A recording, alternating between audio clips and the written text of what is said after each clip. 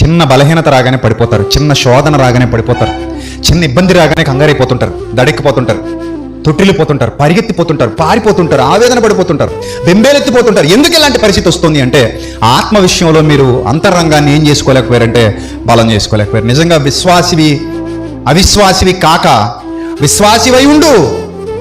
చూచి నమ్మిన వాని కంటే చూడక నమ్మిన వాడు ధన్యుడు. నమ్మకంలో ఉన్న పవర్ మనకు అర్థం కావాలి, ఆ విశ్వాసంలో ఉన్న పవర్ మనకు అర్థం కావాలి. దేవుని యందు విశ్వాసం ఉంచితే మనకే తెలియకుండా మనలోనికి వచ్చేటువంటి ఆ శక్తి మనకు అర్థం కావాలి.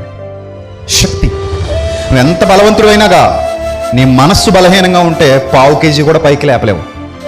నువ్వెంత బలహీనుడు అయినాగా నీ మనస్సు, నీ ఆత్మ, నీ అంతరంగం శక్తివంతంగా ఉంటే 100 కేజీల బరువు కూడా అవలేలగా పైకి లేపగలిగే స్థితికి వెళ్ళిపోతాం. దీనికి కారణం ఏంటి అని అంటే అంతరంగం చాలా శక్తివంతమైంది. దానికి ఉన్న శక్తి ప్రపంచంలో దేనికి లేదు.